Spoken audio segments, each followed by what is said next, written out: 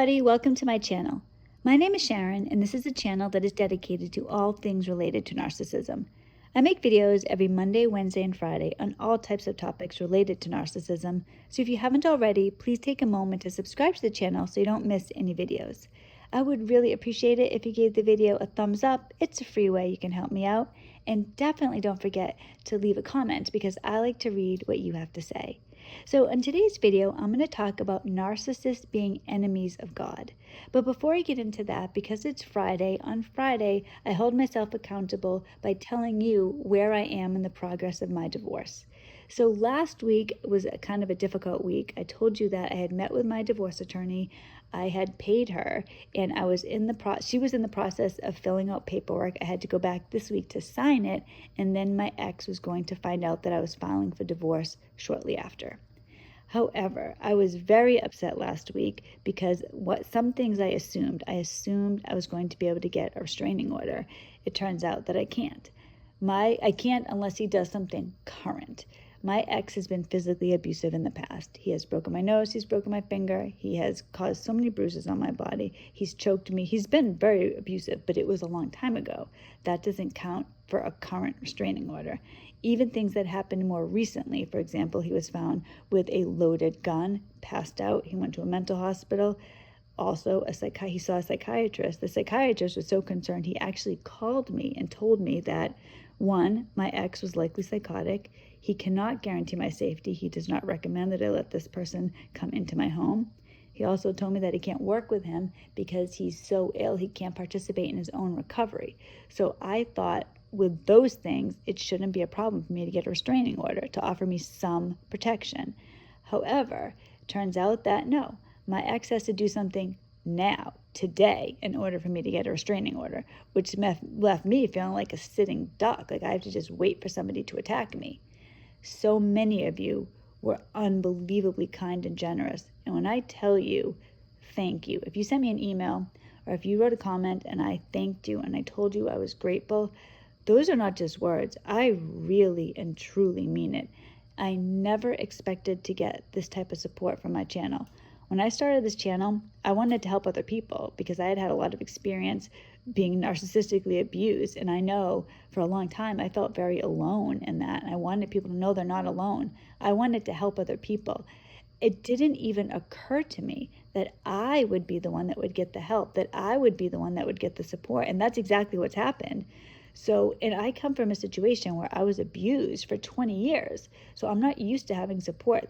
So I'm incredibly grateful. It's unbelievable. So when I say thank you, it's truly from the bottom of my heart. I don't know what else I can do at this point to show my gratefulness. I want you to know that as the channel goes forward, as I get through some of these things, I have plans for the channel. I want to do some giveaways and prizes and things like that. So I do have some ways I want to give back. But for now, when I say thank you, it's truly from the bottom of my heart. It was incredible. So many of you told me things that my own lawyer didn't tell me, things I hadn't even thought of, like that I could have the police over to my house when my ex finds out that I'm divorcing him. That's huge. I didn't even think about that.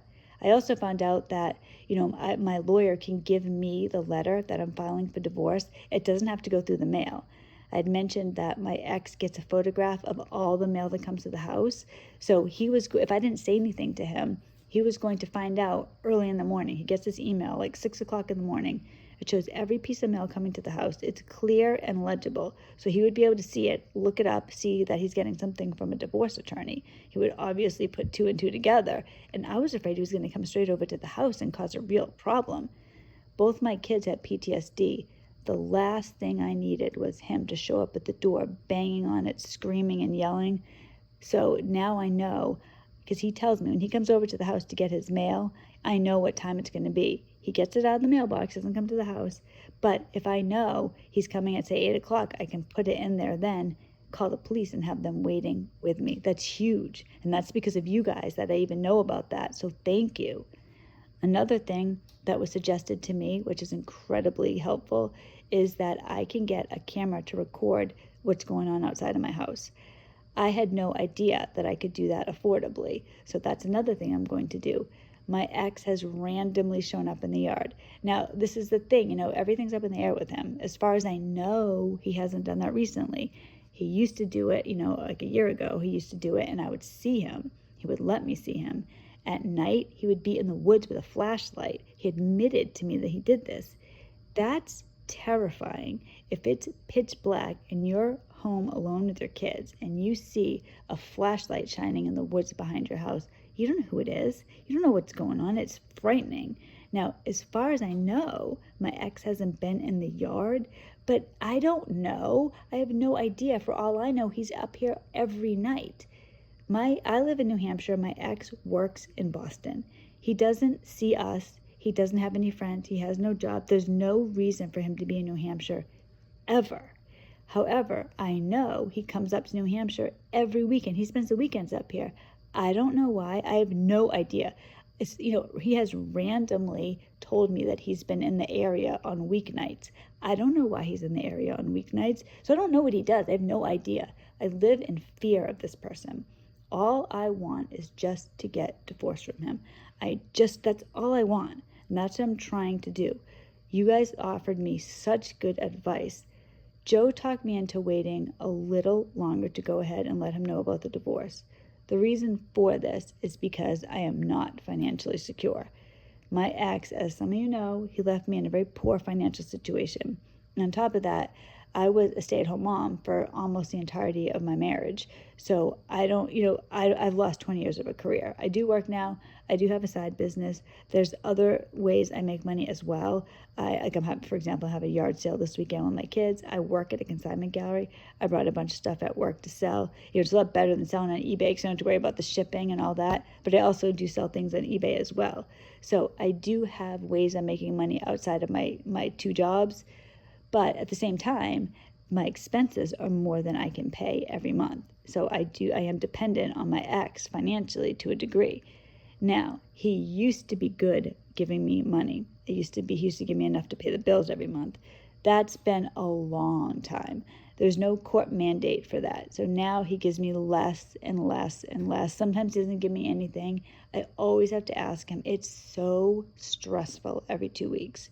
So when I asked him last week, I thought it was the last time. So Joe really had to talk me into it. But I agreed with him because what I'm trying to do is I'm going to put my house in the market. I just need to get through this fall. Then I'm moving and I'm all set on what I'm going to do, where I'm going to go. I'm starting my life over. It's going to be great. It's between now and then that's a stressful time. So Joe's like, listen, I know you don't want to do this, but it would really benefit you and the kids if you get one more paycheck to pay your October bills, because I'm moving out of the house whether or not the house sells, but I have to wait until he signs the paperwork. In New Hampshire, there's it's a no-fault state, basically. You can have fault in the divorce, but you have to be able to prove it. So like my lawyer said to me, so was he abusive to you? Was he emotionally or physically abusive to you? So I said, yes, he was. Can you prove it? I'm like, well, how am I supposed to prove that? She's like, well, you need doctor's notes. Now, I can see, granted, when my ex gave me a black eye, I know he broke my nose because I heard it break. And later I went to an ENT who validated that I had a broken nose at one point. But when it happened, I didn't go to the doctor. When he gave me bruises, I didn't go to a doctor. When he gave me silent treatments, I didn't go to a doctor and tell them this. Who would do that? I mean, I can see physical violence, but who's going to do that with emotional abuse? Oh, doctor, I just want to let you know that, currently my husband's giving me a silent treatment. Who would say that? So no, I can't prove any of it. So it has to be a no-fault divorce. So that means it's basically cut and dry. There's nothing either of us can do. I guess there's some things I can do. I could say I don't want things, but essentially because he was the breadwinner, I get alimony for half the time that we were married, so that'd be 10 years roughly. I get child support because I have the kids, so I have child support until my kids graduate high school. I'm entitled to half of his 401k, half the house, half of any property or whatever else we might have. That's it. There's nothing he can do about that. I could say, I don't want child support, I don't want this, I don't want that. Yeah, I could do that. I'm not going to. That's it. Everything else is mandated. He doesn't have a leg to stand on. He's not going to be able to say, I don't want to give her child support. He has to. So there's really nothing he can do. If he can just sign this paperwork that is really legally mandated, and I'm not going to ask him for anything more. Personally, between you and me, I think I deserve more because of the abuse and hell I've gone through. I'm not going to ask him for it. All I want from him is what I am legally entitled to, and I want him to sign the papers. I want him to make this divorce as easy as possible on me. I do believe he owes me that. Joe's been in recovery for 25 years, and he's told me what it means to be in recovery, what it means to make amends, and what somebody who was truly in recovery would do. And one of the things he told me is that they would accept a divorce because they would understand what they've done, and that even if they don't want the divorce, they know that they deserve it, and that they would make it as easy as possible. One of the reasons I know my ex isn't in recovery is because I don't see him doing that. I'll let you know, but I want him to just sign the paperwork. Once that paperwork is signed, my life will change in 2 to 3 months. It'll be over, officially done. Once it's signed, it just has to work its way through to the court system to be stamped. It doesn't have to be any court or anything. It's just stamped, done, we're divorced. That's what I want. I want that so bad. So for any of you prayer warriors, please pray for that. That's what I'm really going for. I just want out. Just want out. I want what I am legally entitled to. I'm not asking for a penny more. I just want out. I don't know what he's going to do, but this is what's going on. So I'm waiting one more paycheck just so I can try to pay some bills in October, because it's going to be a very lean fall. But once this is all over, I'm going to start my life over, and then I'll be making videos telling you about what I'm doing, and I'm going to be really excited. Right now, it's just an incredibly stressful time. So with all that said, I'm going to go ahead and get into the main part of the video, which is that narcissists are enemies of God. Now, Joe has been really struggling lately with PTSD, and in fact, that's what we're going to do a Monday video on, is PTSD. He's really been suffering under it. And I was talking to him the other night, and he said to me at one point, Sharon, how did this happen to us? How did we get caught up in this hell for 20 years? Nothing was real. My whole life was a lie for 20 years. And I get that. That's something that all of us have to accept at some point. Any of us who have been in or are in a relationship with a narcissist understands exactly the sentiments that Joe expressed. At some point, every relationship with a narcissist ends in complete devastation, severe and overwhelming shock and grief. The mental anguish, the financial devastation, the soul-sucking torture, it touches your entire family. Everyone, it seems, except the narcissist. Or does it? In today's video, I'm going to discuss who a narcissist truly is, an enemy of God. So if you want to talk about bad things happening to somebody, let's discuss what it's like to be an enemy of God. Now, before I go any further, I do just want to state up front that this video is for entertainment purposes only. It's my opinion only. I'm not a Bible scholar. I'm telling you what I do believe. But please, make your own opinion on what I'm saying. I think it's true, but it is just my opinion. Now, as a Christian, one thing that has bothered me a little bit about Christianity, until I really understood what it's supposed to be, is that it seems sometimes that if you're a Christian, you're supposed to be a doormat. Turn the other cheek. Other people get to walk all over you while you just stand there and smile like an imbecile. That seems like a typical codependent narcissistic relationship. When I was codependent, that's basically what I did. I put up with abuse. I forgave without him even being remorseful. I never stood up for myself. I don't believe that that's what God calls us to be. God does not call us to be a doormat. He has much bigger plans for his children. God does want us to take care of his other children. God wants us to love, and he tells us how to love in 1 Corinthians. Love is patient. Love is kind. It does not envy. It does not boast. It's not proud. It does not dishonor others. It's not self-seeking. It's not easily angered. It keeps no record of wrongs. Love does not delight in evil, but rejoices with the truth. It always protects, trusts, always perseveres. We are called to love. We are, a child of God loves. God is love. That's a name for God, love. let's talk about who a narcissist is. So we know that God is love. We know what traits he has, and he wants us to have those same traits. Who is a narcissist? My premise is that narcissists are enemies of God. So for clarification, I'm going to define an enemy as a person who is actively opposed and hostile to someone or something. So with that definition in mind, let's go over 1 Corinthians from a narcissist view of life. Love is rude. Love insists on its own way. Love is easily angered and resentful. It punishes and seeks revenge. A narcissist does all the things God forbids. Narcissists always rebel against God. Narcissists are miserable people. They're controlling. If you don't do what they want, they punish. They will become cold and distant. They manipulate and abuse. Narcissism is a sin. It's a sin because it rejects God's commandments about love. And this is me just going off one part of the Bible, 1 Corinthians. This is over and over in the Bible how you're supposed to be. God clearly states how we're supposed to be. When I used to be confused about Christianity, sorry, I can't even talk here. Christianity made more sense to me when I started reading about Dietrich Bonhoeffer. Some of you may be familiar with him. He was a German theologian during World War II. He was killed under Hitler. And he had a premise, though, that there was cheap grace and costly grace. So cheap grace is what I always thought Christianity was. So cheap grace is, you're a Christian just because you say you're a Christian. You go to heaven just because you're a Christian. You don't actually have to do anything. I've heard people called cafeteria Christians, and that's kind of when you just choose what you want, you just pick and choose. Well, all right, I'll take this, but I don't like that, so I'm not going to take that. Yeah, I agree with this, so I'll put that on my plate, but nope, don't agree with that. That's not part of my Christianity. So it's kind of like you make your own Christianity up. That's not what Christianity is supposed to be.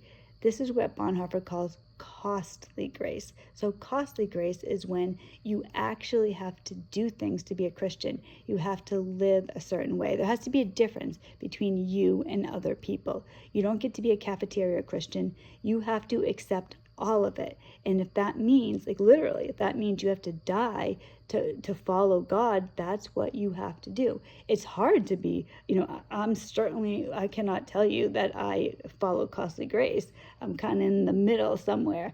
I'd like to, but that's a hard thing to do. I don't know that I have the strength to do that. I hope to one day, but in a lot of ways, I'm a new Christian, so I'm working towards it. But, so many people, like my church, I love my church. My church is a cheap grace church. Everybody thinks they're going to heaven. You can just go to church on Sunday and that's good enough. You're a good person. That's great. There's no difference between you and somebody who isn't a Christian. For example, we do communion the first Sunday of every month. You can just take it. It doesn't matter. You don't have to confess your sins first. That's what cheap grace is. This is why my previous opinion of Christianity was that you're just a sucker, kind of, if you're a Christian. Turn the other cheek, people walk all over you, whatever. You don't have it doesn't matter. You don't have to be different. You can just believe what you want, but still be a Christian. That's not really Christianity. That's really your own religion. So costly grace is being a real Christian. That's why, it says in the Bible that few people get to heaven. The gate to heaven is narrow. The gate not to heaven is wide. And so many people are on that wide gate believing that they're on the narrow gate. That's, like I said, that's just my personal opinion. But I think that Christianity is a lot more than that. But a narcissist can't even follow the premise to love. They are enemies of God. And God does not look too kindly on his enemies. God is patient and he wants everybody to redeem themselves. But the reality is, Joe has mentioned before that he believes that narcissists are guilty of the unpardonable sin, and that is blasphemy of the Holy Spirit, because they don't ever feel guilt. They don't ever express remorse. They don't want to change. You have to, thing with God is that you have to come to him first. He doesn't, he'll call you, but you have to make some effort. He doesn't require a ton before he comes to meet you, but you have to do something. Narcissists only look at God like Santa Claus, so they don't follow God's rules at all, and that ends up hurting them. When you have been abused by a narcissist, God will save you if you call him. This has happened to me, and I'm going to talk about some of the things that have happened to me because God saved me from narcissistic abuse. Now, I mentioned in the past that I believe that God spoke to me one day when I was reading the Bible. This happened in October of 2019. I was in distress. The reality is, when you're in a relationship with a narcissist, you're half alive. Your body exists. My heart was beating. My blood was pumping. But my soul, your soul, is suffocating. And I know that there are some people in Christianity who believe that under no circumstances should you end a marriage. No Christian marriage should end in divorce. And I'm not an expert. This is my opinion. But I do believe that God himself ended my marriage. So I was in distress, and I opened up the Bible at random. I believe that there are two ties that bind you to your spouse, spiritual and legal. Both are important, but to me, the spiritual is the God tie. So I opened up my Bible just at random, and my eyes immediately went to Nahum 1:12. So Nahum 1:12-13, this is what I immediately read when I was in distress over my relationship with my ex. Although I have afflicted you, I will afflict you no more. Now I will break their yoke from your neck and tear your shackles away. I believe at that point, God broke my spiritual tie to my ex. You aren't in a marriage alone. If you are in a marriage where the other person is abusing you, it's not a marriage. So I believe God broke my spiritual wedding vows. I don't believe I'm married anymore. I do have the legal obligation to end the marriage, and that's what I'm doing now. But in terms of the marriage itself, the part that connects my ex and I to God, it doesn't exist anymore. A marriage really, when you think about it, it should be three of you in the marriage. It should be you, your spouse, and God. And, Joe and I, we always talk about how we have our triangle. So God is at the top, and then it's the two of us side by side. That's how a real marriage should be. That's how a successful marriage is. Not to say that Christianity is the only way, but, for a Christian, that's your ideal situation. That's what I want as I move into the future. That's what Joe and I have. We talk about that all the time. When it comes to my ex and I, God was not in our marriage. In fact, my ex wasn't in the marriage. It was just me. I was the only one trying to save a marriage that he wasn't even participating in. He was just taking. He was seeing what he could get. That's not a real marriage. So after that, I'm going to tell you some of the things that God did that rescued me, that moved me forward. He rebuilt my self-esteem by strengthening my identity in Christ. Narcissists will break you. They break you to the point where you feel you're so down on yourself that you only feel valuable when you focused on the narcissist and make them happy. God will rebuild your self-worth by strengthening your relationship with Christ. I have found my true self. I am more faithful than I've ever been in my life. The reality is that after ending the relationship with my ex, I'm in such a better place. I'm a better person. I know who I am now. I feel free in a way I never have. I feel a connection to God. I feel really close to him. I feel a connection to Jesus. And it's amazing. And I want everybody to feel this way, because you can. If you accept, if you trust, and you follow God, and you have faith, this can happen to you too. God will show you that he is the center of all things, not the narcissist who abused you. Like I said, I'm closer to God than I ever was before. And Joe and I have that triangle. So God is the center. He's right at the top. He's the apex of the triangle. That has given me so much strength, because I can rely on Joe next to me, but God is above both of us, and both of us look to God. He's the priority. He's the first one. I know this isn't for everybody, but for Christians who are really trying to have God be the center of their life, these are things that really happen to me. God will give you wisdom. I now see right through my ex. I, for a long time, misjudged my ex. Really, I underestimated my ex. I believed that I didn't think that he had it in him to be the way that I know he is now. I thought that he was kind of, I don't know, with a doofusy, I guess. Like, he didn't have the intelligence. I didn't think that he was scheming. Anytime he did something, when he would be caught, I would think, oh, of course, here he goes again. But I didn't think it was malicious. Even, I mentioned this before, even when he was giving me a silent treatment, literally, this man would be giving me a silent treatment. He's not talking to me, and I'm believing he wants to talk to me. He just can't. Something's blocking him, but he wants to. Now I know all this time, my entire relationship, he was the one who was conning me. He was purposely conning me. He was malicious and manipulative, intentional. 4, God will give you righteous anger. Righteous anger causes you to move. It seeks restoration, not destruction. Righteous anger releases you and drives you to get out. You're angry at what this person has done, but you're not angry and bitter to the point where you want to kill somebody. But you understand you've been mistreated, you don't deserve it, and it gives you the willpower and the desire to do the things you need to do to get out.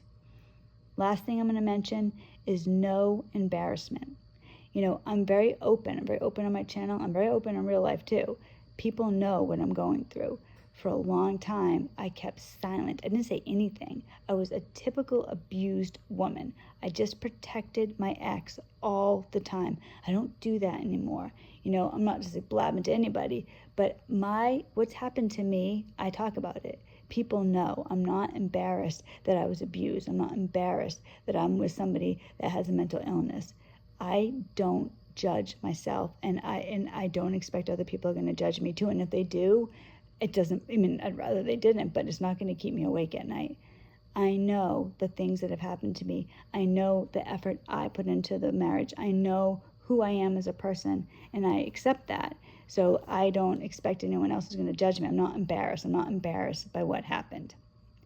So those are some of the things that God will do for you. But what about what God will do to a narcissist? I believe that God will let narcissists feel the full weight of their sins. Being an enemy of God means torment. Torment while they're on earth, torment after they die. They will never be free. They will never know love or peace. They might seem happy or blessed, but we all know who they really are. We've all learned how to put on a happy face in the middle of the abuse. But that doesn't mean we're happy inside. That's like a narcissist too. They can put on any look they want because they're an actor, but they can't ever experience positive emotions. Imagine if that was you. Imagine if it wasn't possible for you to love your children, that you have no purpose in your life. You don't fit in, but you're always pretending that you do. One day, narcissists will come face to face with their maker. And that is the day of ultimate justice for all of us. Joe and I are different on this. He doesn't look forward to that day for any narcissist. I do. I look forward to my ex facing justice. I like thinking about that. And maybe I need to deal with that. And maybe one day I'll be talking to you about forgiveness. But right now, I'm just not at the point where I can do that. I'm happy that one day he's going to suffer. And if you feel that way too, you're not alone. That's just the reality. I do know if I spend my life enacting revenge or seeking justice, God might not do it for me. So I want my ex to experience God's wrath. That doesn't mean I lay down and become a doormat again. It means I live the life that God has blessed me with, and I'm so grateful. Thank you so much for watching this video. I know it's kind of a long one. Truly grateful. Thank you for all your support. I'm so appreciative of it. So on Monday, Joe's going to be on the channel, and we're going to be talking about PTSD. That's a real thing. My daughter's going through it right now, and so is Joe in a big way. So I'm looking forward to talking to him over the weekend. I'll release that on Monday. I hope everybody has a wonderful weekend. Thank you so much for the support of the channel. Truly, I'm so grateful. God bless all of you.